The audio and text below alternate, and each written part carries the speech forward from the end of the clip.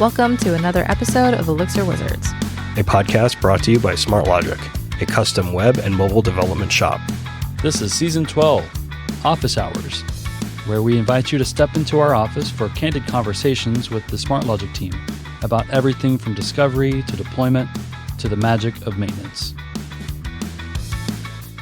Hey everyone, I'm Owen Bickford, Senior Software Developer at SmartLogic. And I'm Sundi, Myint, Engineering Manager at Cars Commerce. And we're your hosts for today's episode. For episode 4, we're joined by Ava Slivkoff, Product Designer at SmartLogic. Welcome to the show, Ava. Hi guys, thanks for having me. Long time no see. In this episode, we'll discuss the design stage of the software lifecycle. We'll embrace the designer's point of view, and we're going to explore how engineers and designers synchronize and how we ensure seamless collaboration so our final product reaches its fullest potential. Hey, Sundi. Hey, Ava. I know, just to kick us off, Ava, you're not only a designer, you've been working towards some extracurriculars. You want to talk about that a little bit? Yeah, I have, in addition to working as a contract designer, I've also been pursuing working in the fire department here in San Francisco. So been going through all my certifications for EMT, physical fitness. There's a written test that basically tests, can you handle yourself in certain situations and remember things and situational awareness and that sort of thing. But it's been really cool. It's been really cool to have that as an outlet in addition to design. That's so awesome. I mean, Owen, you clearly knew that, but I didn't. So that's so fun. I also kind of wish Dan was here as like our other resident EMT person, or has in the past. Oh, I kept it under wraps when I first started doing it because I'm like, I don't know how the company is going to react to me pursuing this on the side. It's like I set up my schedule so it didn't take away from anything, so I didn't really have to share it. And then we had an offsite, and I divulged that, and then Dan was like, oh, I used to be pursuing so-and-so. And so actually it's been really cool because there's this extra understanding of what that process looks like and the time and the spend that you need to have to work on those things. Because the physical fitness part of it's pretty intense, but also the amount of knowledge that you have to learn. You have this like medical side to it, which like 80% of your calls are going to be medical. So you have to do like med school, nursing school light within my program was 10 weeks. And then you also have all of this fire knowledge that you have to learn about different nozzles, different types of building structures. And it's cool. There's some things in weird ways too, where I feel like the way that you analyze situations and you figure out your whys, or you look at all your pieces of a whole, in a weird way, it relates to design, especially like building structures and that sort of thing. So it's been cool to see how, I don't know, just life experience bleeds into other pathways that you pursue. Yeah. Oh my gosh. Super want to get into that. But I do want to just like comment that, yeah, SmartLogic has always been very supportive of extracurriculars. I remember Side Project Club being really fun and helpful. And I actually went back to professional figure skating during my time at SmartLogic. I like both unretired and re-retired in my time at SmartLogic. I was like re-retired. That's so cool. Yeah, so that's really fun. I'm now imagining you on a pair of skates and doing cool little twists and turns. I don't know any of the moves, but Twists and turns, fine. I'm imagining just like a Sundi stick figure with your face popped on it and some skates. Oh, that's great. I love it. I've been scooped up by paramedics once or twice and carted off to a hospital, so I deeply appreciate anyone who is an EMT or training to be an EMT, family members of EMTs. Yeah, so you're doing very important work. And it's not all in Figma. No, it's cool. It's also, tech is so nebulous and so its own thing. It's nice to have something that feels like it's actually part of the community in which I live and work and interact with, because in a lot of ways we get caught up with tech. And it's nice to get back to, leading with empathy, not in the way where you're product motivated or bottom line motivated. You're just people motivated. And yeah, it's really refreshing to have that balance. And it makes, I don't know, I feel like we all get to that point in tech where we worked in it for long enough. I've worked in tech for, I don't know, almost 10 years now. And that's something that I've always wanted more of. And it's funny that it's taking me this long to get there. But at the same time, I love all of the phases that I've gone through thus far to get here. And surprisingly, a lot of paramedics, a lot of EMTs, a lot of people in fire pursue it in their 30s and even into their 40s. I know some people that get hired at 48 in the department. Just depends on who you are, what you bring to the table, and like how well you can perform. And I don't mean to talk too much about fire, but it's just, I really like this point in my life where I'm at, where I feel like it's balanced, and it's really nice.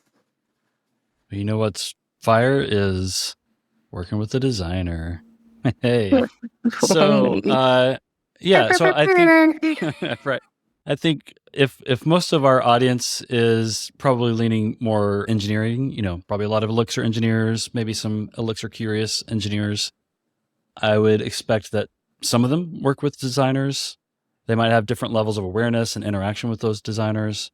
And then some of them maybe just don't or haven't ever worked with the designer. So I'm curious if you could give us kind of like the lay of land. What's the overview of what does a designer do? Yeah, that's a very big question. I think that what I would follow up with is that designer is such a broad term, and there's so many different types of designer that you can be. For example, I started in production, and I started working in Adobe, throwing people's faces with thumbnails over it. And you could still consider that I was a designer then. And as I've gone through my career, I've gone more into product, but I've also touched on like marketing. I've touched on graphic design purely, like doing logos, illustrations, that sort of thing. And so there's a lot of different design buckets. And I would say that in the current bucket that we're talking about, which is product design, I would say a lot of what we do is we aren't just providing visuals of what the product is going to look like, but we're also trying to solve the root problems of things. And we're trying to create an understanding of, I want these three things, but none of these three things are actually going to solve my problem. My problem is actually this, and the solution is going to look closer to this, but over time, it's going to solve those three things. So it's figuring out what the root problems are, and then figuring out the pathway of how we're going to get there. And the best clients, I would say, are the ones that welcome that journey of that this is going to be like a multi-step process to get there. And that's why we have iteration. Iteration is so important. You're not going to solve your problems all right out the gate. It's probably not going to be looking very cute the first couple of passes that you have. It's not going to have all the features you want, but really getting down to that MVP, I think, is the most important. And I think that the journey of becoming like a junior designer to a senior designer was really when I could look at a situation and really figure out what that MVP was. I feel like when I was doing more junior work, it was still so hard to look at all of these like piles of problems and features and hear what the client really wants, and you just want to do what the client wants. But at the end of the day, the MVP is going to solve that problem. So in short, problem solving is what we do. And then, at the very end, we can make things look really good. And if there's enough budget for any project, you can make it look good along the way. But that's not usually the case. So speaking of that, like we just had the last episode, we were talking about discovery and just the process of getting to know a client and figuring out what are the project requirements, what is the end goal, what is the client looking for, what are their needs. How does design rope into that discovery process, but also like where does your role come into the project planning process? So I've primarily worked the last 5 out of the 10 years as a contractor. So I've been design and project planning and managing the contracts and the PRDs and that sort of thing.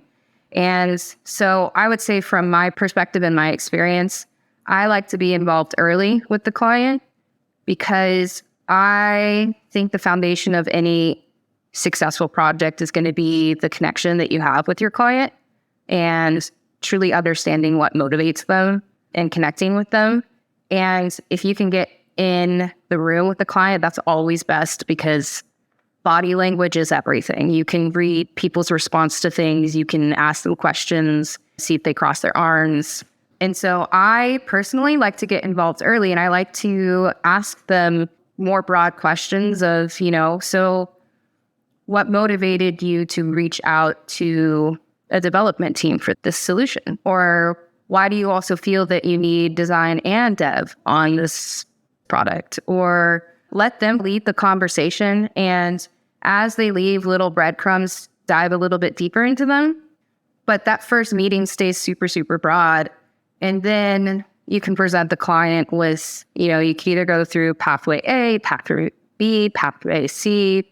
And so I think that it's a process of chipping away slowly. And I would say that in a more traditional way, the way that design incorporates to project planning is looking at the product potential.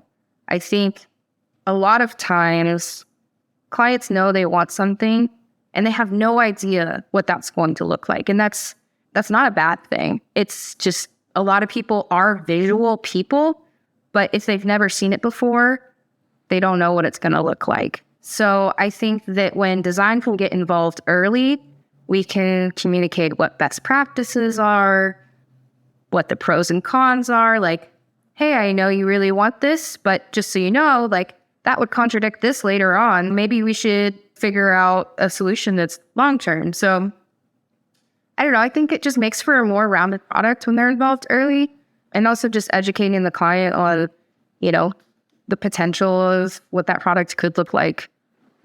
Is a designer's work ever finished? How do you know when it's done? Is a dev's work ever finished? She clapped back. Yeah, when the test pass. Yes, when the test pass? Yeah, nothing ever goes wrong after the test pass. Yeah, you open the PR and it's not your problem anymore. Yeah, and I don't think it's truly like you're plating a dish of food and then you hand it to the person eating your food and you're like, there, it's done. It's never that way. It's like, I don't know. It's more for a product that you're working on continually. It's more like you're trying to master sourdough. Or sometimes your yeast starter doesn't come alive the day before and you're like, what the heck? I need more flour or I need more water that is 2 degrees different. I don't know. I feel like it can continue as long as you want it to continue. You mentioned earlier when we were talking about EMT stuff, structures and buildings and comparing notes between the two. I think that's a good metaphor here because, I think you would expect that a building is done and finished once the last nail or the last batch of concrete is dry or whatever, or the paint on the walls is dry and people have moved in. And that's true to an extent, that phase of development is over, but then there will be maintenance, there will be modifications, and there will be people are going to have problems with the way things were done, so they want to make changes. And so the work really does never end.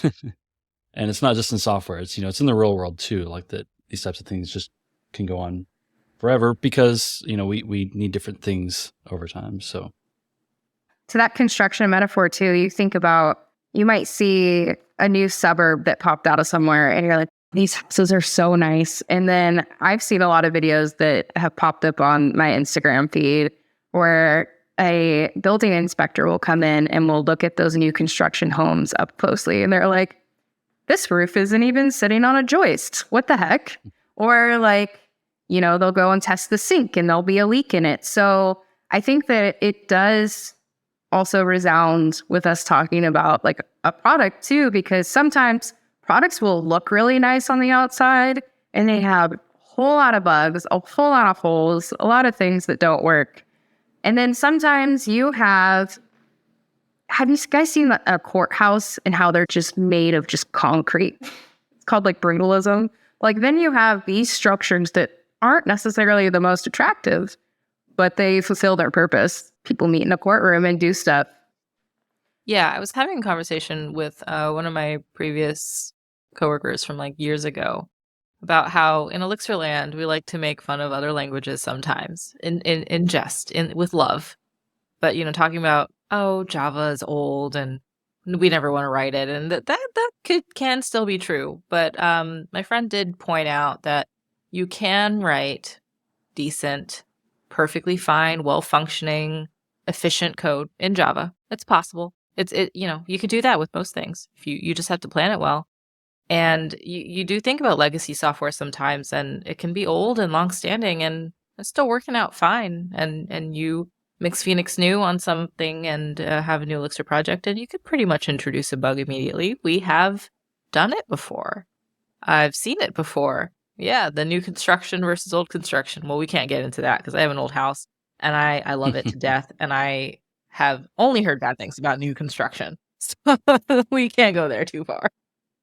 Yeah, and when you mentioned brutalism, I'm in Dallas currently. One of the most iconic brutalist buildings was featured in RoboCop, Dallas City Hall. If you go and Google Dallas City Hall, it's still there. It's still just as brutal looking as it was 30, 40 years ago, whenever it was built. So yeah, we can tie that into aesthetics. Design, engineering, and everything else changes over time. We'll kind of focus on web design, I think. Are there patterns that you've seen in your career as a designer, trends that have changed, things that have come and gone or come back around? Tell me the clicky mouse is coming back with the trailing, spiraling, sparkly thing. I do not mind a little bit of flare. As long as you can turn off the flare if you don't want the flare. Don't force me to have flare if I don't want flare. That is such a broad question that I don't have an answer off of the top of my head. But what I will say is that deciding on an aesthetic is easier said than done. Building a design system from the ground up before you start a project is easier said than done. Again, the clients don't know what they want. Most of the time, 9 times out of 10, clients don't know what they want. They don't know what they look like. They also don't know what's broken about their current system, their current, what's it called? Branding guidelines? Yeah, their branding guidelines. Like you look at some of these older companies' logos and there's gradient or shadowing that's just not going to hold up in certain environments. And they're like, listen, we want the logo to be like, we want it to click and we want it to do this thing and this thing is going to come out of it. And it's like, okay, well, you understand if you do that, it's going to have all of these conflictions. You can't necessarily layer it over this content because it's too wide. You have a horizontal logo. You don't actually have one that's just a logo mark. All of these things. So aesthetics are easier said than done. And then don't even get me started on if a client doesn't know what colors they want in their branding or in their products, or they don't have strong color language in their current branding guidelines. That can be really difficult. And what you get into is, as a designer, as developers, we can make things look good based on our own perspective. But when you provide a client with solution, then all of the stakeholders are going to come together and chip through them and be like, okay, well, this person really likes this shade of orange, but this person really likes this shade of red. And so like, what if we did something in between? And it's really tough because sometimes you can get into the client solutioning things to try to accommodate for all of the stakeholders. And you have to play your cards really smartly because you don't want to agree to something where I had a client choose a shade of orange in the past where it looked like an alert. But they were like, no, it's not an alert. It has this other purpose. And I'm like, okay, well, in the world of the internet, and I said this much more delicately, but just in the world of the digital world, when people see orange or red, they have color associations. They're going to think something's wrong. So how do you talk to your client, convince your client hey, I understand you really like orange or red, but perhaps we go with this yellow and then have a contrasting blue or something like this. So aesthetics are easier said than done. And then when you get to design systems, you have basic patterns that any good design system has. And typically, clients won't want to pay for you to build out what every one of those instances are from the beginning of the project. Sometimes you can use open source design systems, which are really, really helpful. I know Tailwind also has, we talked about this, Owen, where there's Tailwind UI versus Tailwind CSS. So they also have some components that are built. It's really nice when you can use the ones that are built and you don't have to think about it. But again, you have to figure out what your spend is with the client. And if I don't need this pattern, why would I spend the time on it at the beginning of the project? That is exactly what I wanted to ask you about. So you were talking about at the beginning of a project, the client might not know what their design patterns, components, color branding, all of that might look like. That's not to say that the developers can't get started on the basic rudimentary login, authentication, all of that stuff. And Phoenix ships with Tailwind. And so I know that it's pretty easy to get started and just start building out with some Tailwind components and then tweaking some things here and there to be able to make it a little bit more in the style of the client brand. And if it's internal facing to the client, so like an admin software that the client's going to use and not necessarily something that they're putting on the internet for the whole world to see. So it doesn't matter if it just looks like a Tailwind app. What are your thoughts on that? I know there are controversial opinions from designers about oh, do I want it to look like Tailwind or not? What are your thoughts there? I would say the perspective that I've taken, or I guess the approach that I've taken to design.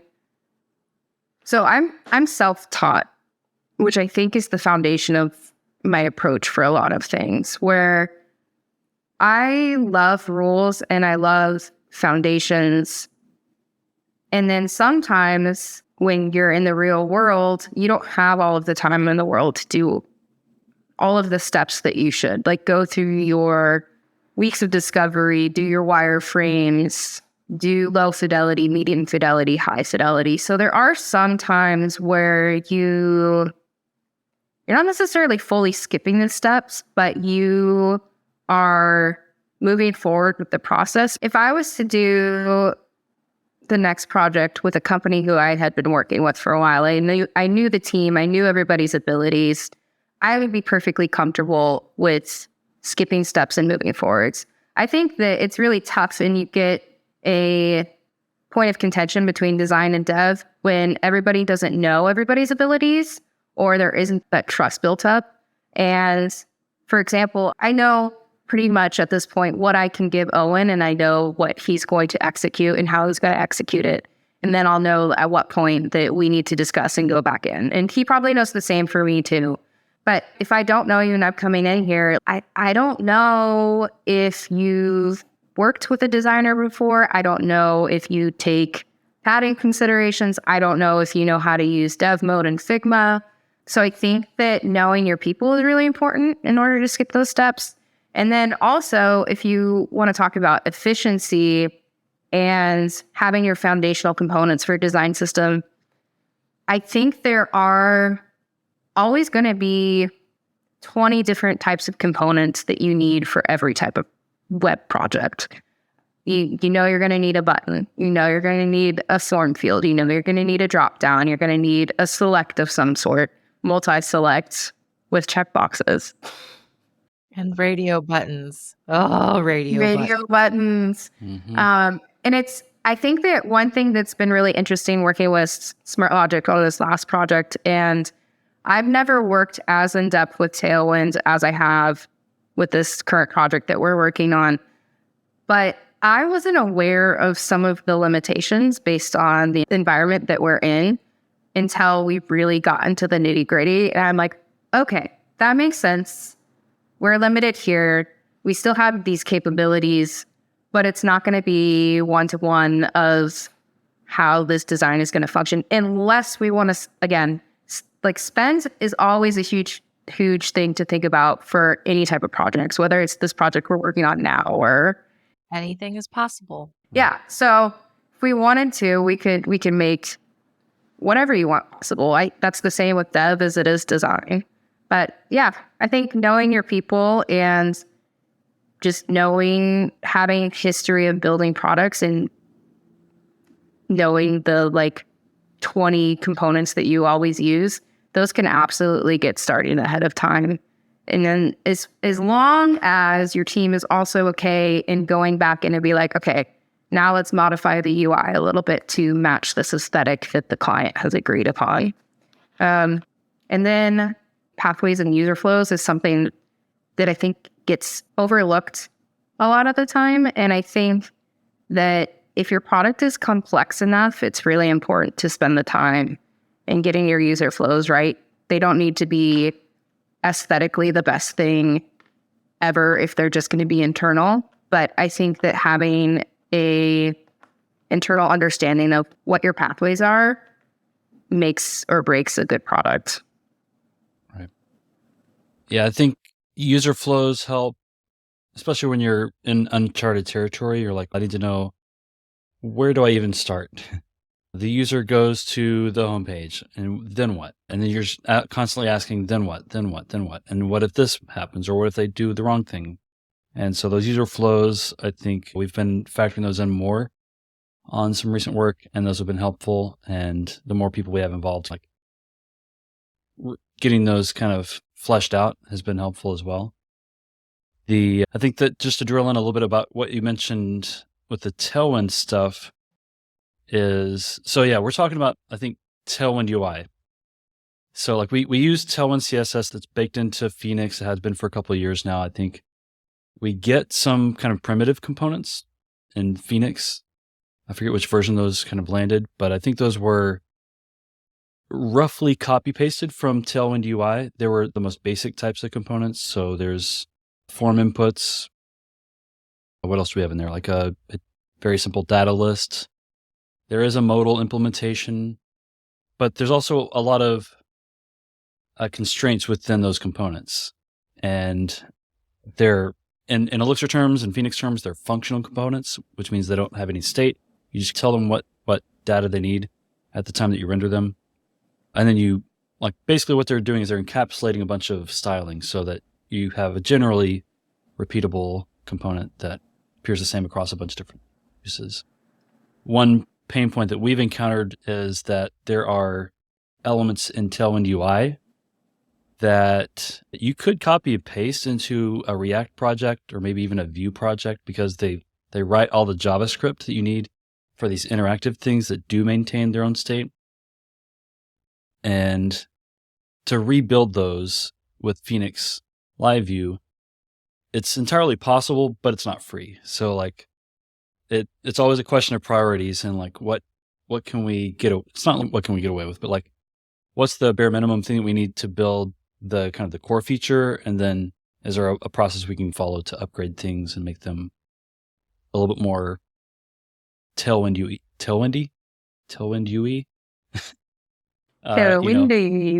And right. Inventing words over here. Yeah, so like the multi-select, we literally had, I'm sure, several conversations about multi-selects. And I think this was kind of a discovery process of, I don't think I was fully registering where the expectations were coming from. And then there was just kind of like a two-way conversation that had to happen about, here's what we would love to see in our multi-select, and then here's the amount of work it will take to get it to actually do that. It's not even probably weeks of time to build something like that, but those things tend to get pushed down the list of priorities. So there's not a question there. It's just, no, it just is. It is what it is, right?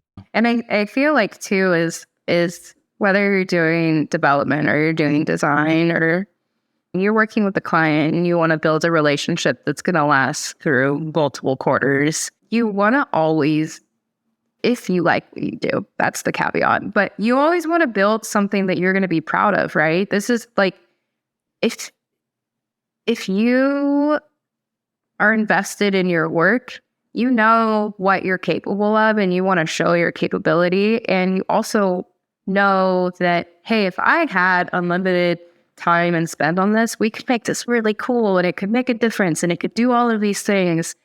And I just feel like that's adulting, that's humaning of just knowing that you can't have it all. It's so frustrating, but at the same time, it's very real. It's very normal. That also applies to life. And when I find myself going down a rabbit hole of, I would really love to do these 12 things for this client, but we really don't have the time.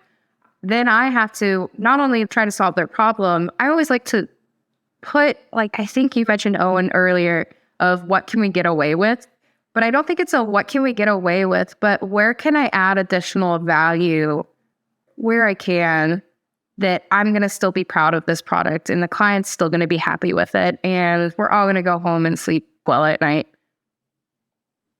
Yeah, I think another thing you mentioned was investing in building up some components that we know we're going to need across multiple, not even within an application, but across multiple applications. So this is something I've toyed around with. Once I ever have time to work on it, I will. And I know we've got some people on the team that will have a lot of important feedback and input, can help build this stuff. But yeah, I want to build up basically a SmartLogic set of components, right? So that we can have a fancy multi-select that's been implemented, and then we get to customize it in XYZ client applications, that kind of thing. Like tables, oh my God. Tables have been a challenge because we took at least two different approaches, and then eventually we started just slinging raw HTML code for tables. And it's been okay. Like we can get things out the door quickly, but if we decide we want all of our tables to follow a pattern or a style, then we've got to go through, and that will be a big lift. You are a good table slinger, Owen. You do a good job. You make a mean table. You know what? Sticky headers is a skill. It's a skill I'm proud that I have, and I have developed not only the top cells, but the side cells. The number of steps you have to do, because this is fresh because I was working literally on a table that does this yesterday. So just the way that CSS and tables work, especially when you apply sticky on things, the borders disappear when you start scrolling. So you have to use shadows to make them look like borders. And then you can't wrap the table in a border. You have to wrap the element around the table in a border. It's just, it never ends. I was literally just having a conversation with Harper about this yesterday of, if we were to go back and redo our tables, I would love to make everything super light, not use as many shades, not use as many borders, not use shadows, because it really just pulls away from the information that you're trying to view. And it sounds like it is a major headache for you to actually build the thing. And why do it? Why not just have an underline under our headers and have intuitive hover treatments and proper sorting? But also, one thing too is that I was talking about getting involved with the client early and educating, if they need it, on what best practices are of how things should be used or what components to use where. I would say that the way that we use tables sometimes, I would maybe break that up into a couple different types of components, or have a limited amount of interaction with everything. Just because I think that or at least this is my perspective, and you could absolutely differ in perspective, but when I look at a table, I want it to be super simple to find the information that I need. I want it to be sortable. I want it to be searchable. I want it to be scannable. And I don't want anything to take away from the information I'm trying to view. And if it doesn't meet those criteria, I get a little frustrated with it. That's super fair. Yeah. It's interesting too, because I wonder at the beginning stages of designing, it's easier to do that. And similarly with development, it's easier when you're first starting to design the world you want to see exist in the universe, which kind of leads me back to this kind of follow-up question around when you are working with a developer, like Owen, you say you get to know their quirks and what they can and can't do and build trust and figure out limitations and how people work. And so my curiosity is, since our audience is very much Elixir engineers or engineers in general, what are some really good traits that you find when you're working with a developer? And you could just describe Owen if you'd like, or you could ask Owen to leave the room. She described the opposite of Owen, the one who never asks questions. Right. Well, I like the ones that wear really cool shirts. So Owen, there you go. I would say that the foundation of any relationship that I like in my life is open communication and the freedom to support each other, but also provide constructive criticism. I would say that having open conversation is the most important thing. And then as far as best practices for working together, I think communicating what your preferences are of how you like to interact with your environment, what way you like to implement code. This is just what I prefer. Owen and I we kind of got thrown into the same project together, and we didn't have a lot of time to connect and to get a pulse check on each other of, this is how I like to work, this is how you like to work. Where can I modify my process to hand off better designs for you? So we didn't get to do that until a little bit later. But if I was to do that again, I would have been like, okay, how familiar are you with my tools? And then hopefully I could also communicate how familiar I am with their tools. We can mitigate any potential issues that would arise there. And then communicate also handoff what they like to see. What I like to see, if I am demonstrating a table on the screen, do I need to have fully in-depth red lines where every single time I'm handing things off, I give you the padding on all sides, I give you the corner radius of every object on screen, I give you the shape, the color, the distance, the component name. How in depth do I have to get? So I think that having those open lines of communication is important. If you don't have those open lines of communication, what I would say is familiarize yourself with other people's tools, because it will help you communicate better, so that if a developer knows they're going to be working on me with building out a table and they have certain limitations and they know that I'm working in Figma, I can account for some of those limitations earlier in the process. As far as if they want copy-paste code from Figma, it's not always going to be copy-paste. That's not 100% true, but most of the time you could not, well, I don't want to go on record and have Figma be mad at me. But most of the time, I find that the developers like to modify code somewhat when they're taking it from Figma. And when we're working really quickly, we can make things look really good. But the way that those objects on screen are set up is really ugly in our backend. And if that needs to be ultra clean for that developer, I'm going to make sure that I do that for them if I have the time to do that. So I'm going to name all my layers. I'm going to make sure that they're layered properly so that they can see that the divs are in the right order.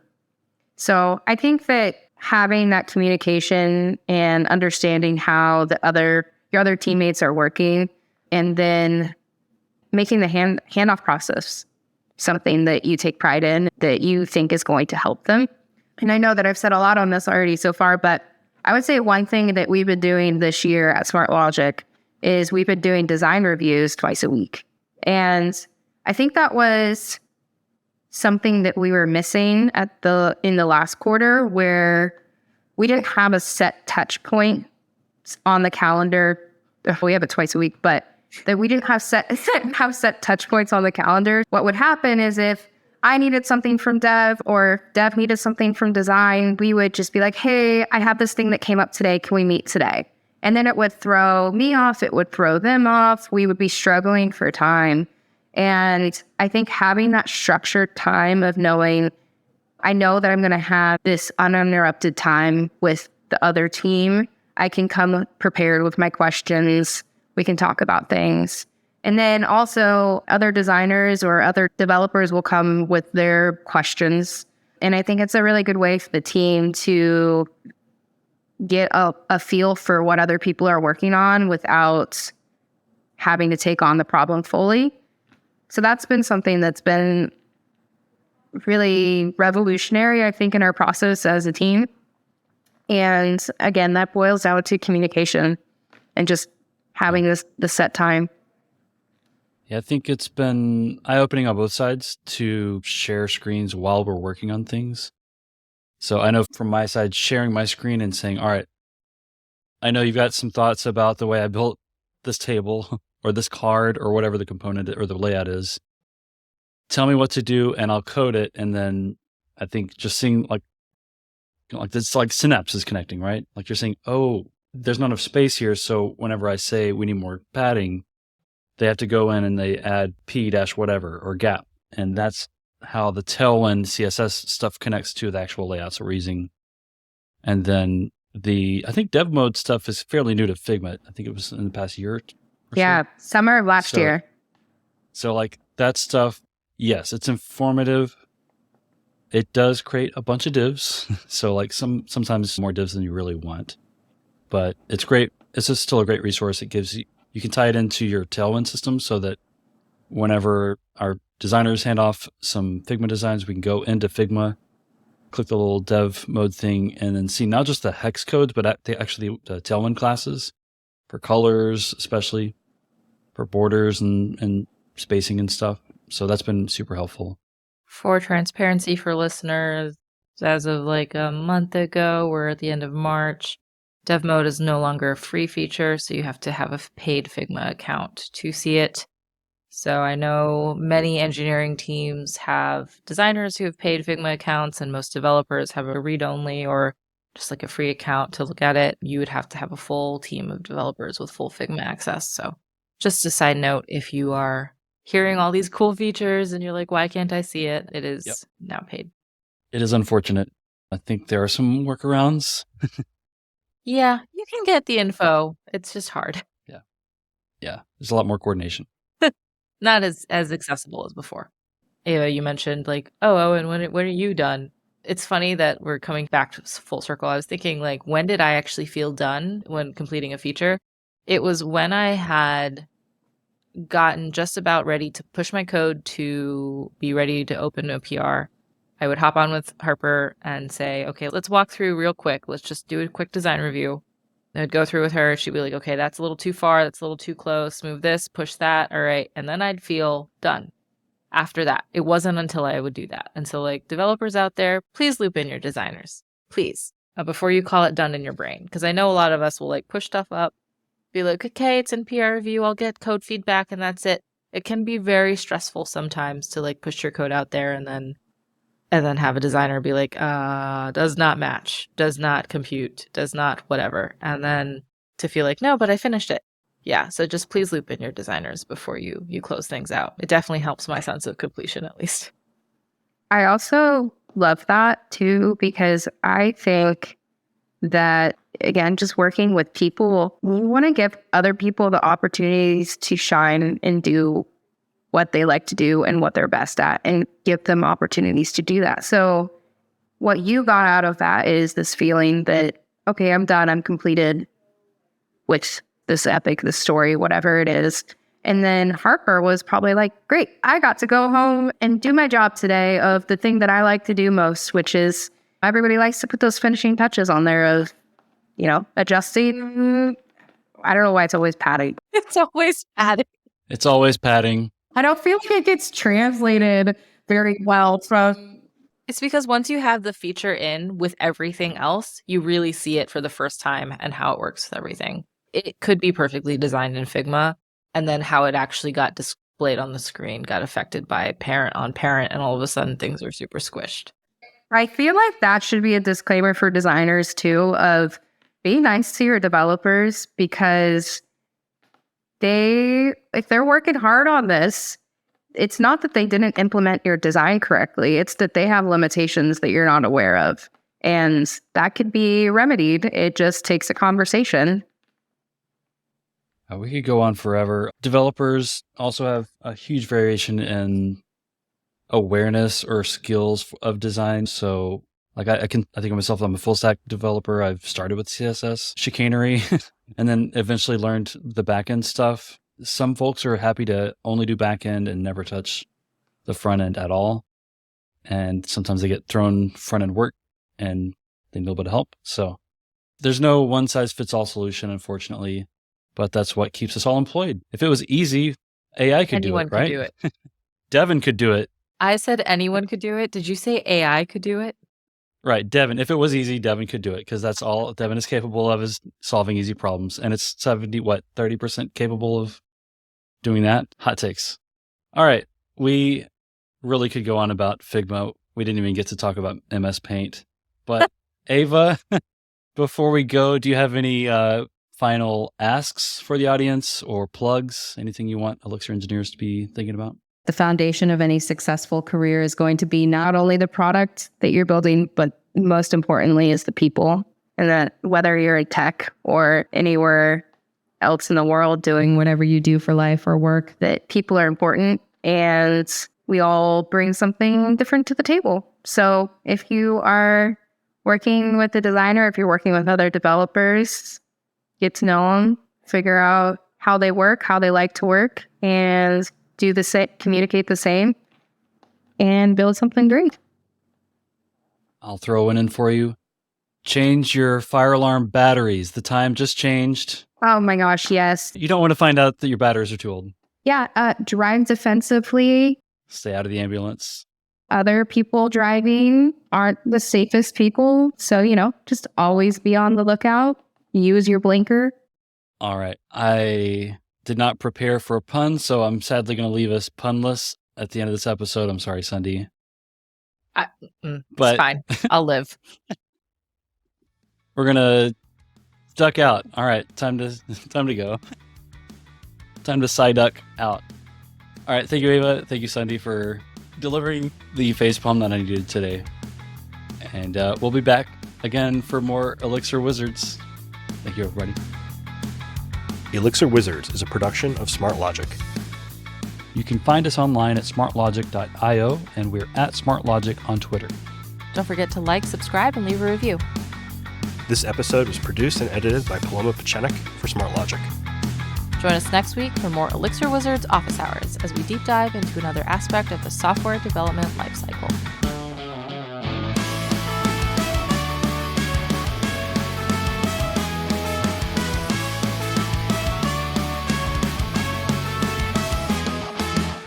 Hey, this is Yair Flicker, president of SmartLogic, the company that brings you this podcast. SmartLogic is a consulting company that helps our clients accelerate the pace of their product development. We build custom software applications for our clients, typically using Phoenix and Elixir, Rails, React, and Flutter for mobile app development. We're always happy to get acquainted, even if there isn't an immediate need or opportunity. And of course, referrals are always greatly appreciated. Please email contact@smartlogic.io to chat. Thanks, and have a great day.